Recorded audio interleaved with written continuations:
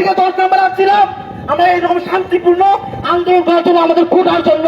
কিন্তু তারপর অন্য পাশ থেকে মিরপুর 1 যে রাস্তাটা ছিল, ওই রাস্তা থেকে পুলিশ বাহিনী টিয়ারশেল মারা শুরু করলো, আমাদেরকে গুলি মারা শুরু করলো। তারা রাবার বুলেট যখন মারলো, তারপর শিক্ষার্থীরা এরকম উত্তেজিত হয়ে গেল। প্রিয় ভাইয়েরা, আমরা এখানে আসলে গুলাগুলি করতে আসি নাই, আমরা মরতে আসি নাই, কোন রাজনৈতিক আমরা দল না। অথচ আমাদের শিক্ষার্থী ভাই যারা রয়েছে তাদেরকে বিভিন্ন রাজনৈতিক দল ত্যাগ জুড়ে আমাদেরকে অ্যারেস্ট করা হচ্ছে। কিন্তু কেন, এর বিচার কোথায় যাবে? আজকে আমরা বক্তব্য দিচ্ছি, এমনও হতে পারে এমনও ভাই আছে আমাদেরকে বিভিন্ন ট্যাগ দিয়ে আমাদেরকে অ্যারেস্ট করে নেবে। গতকালের কর্মসূচি আপনারা অনেকেই দেখেছেন, রাজশাহী বিশ্ববিদ্যালয় থেকে শুরু করে বিভিন্ন জায়গায় ছাত্রদেরকে অ্যারেস্ট করা হয়েছে। এটা কোন মানবিকতা? এটা কি হলো আমাদের বাংলাদেশের মধ্যে? আজকে আমাদের ভাই আবু সাইদ মৃত্যুবরণ করেছে, এটা আমরা সবাই জানি না? তাহলে আমরা তার এই রক্তের বদলে নেওয়ার জন্য এসেছি। আমরা কোনো রাজাকার নই, আমরা আসলে কোটা আন্দোলন নিয়ে এসেছিলাম।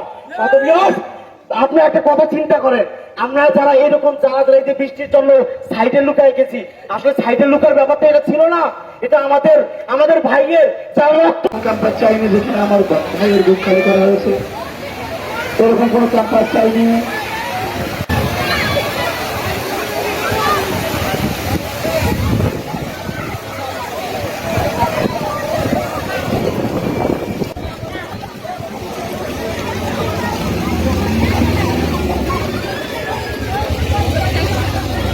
সময়ে আমাদের এরকম একটা অবস্থা হলো, আমি তখন দেখিনি, কিন্তু বিভিন্ন জায়গা থেকে 10 নম্বর আসছিলাম আমরা এরকম শান্তিপূর্ণ আন্দোলন করার জন্য, আমাদের কোটার জন্য। কিন্তু তারপর অন্য পাশ থেকে মিরপুর 1 যে রাস্তাটা ছিল, ওই রাস্তা থেকে পুলিশ বাহিনী টিয়ারশেল মারা শুরু করলো, আমাদেরকে গুলি মারা শুরু করলো। তারা রাবার বুলেট যখন মারলো, তারপর শিক্ষার্থীরা এরকম উত্তেজিত হয়ে গেল।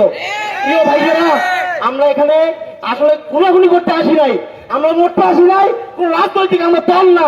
অথচ আমাদের শিক্ষার্থী ভাই যারা রয়েছে তাদেরকে বিভিন্ন রাজনৈতিক দল ত্যাগ জুড়ে আমাদেরকে অ্যারেস্ট করা হচ্ছে। কিন্তু কেন, এর বিচার কোথায় যাবে? আজকে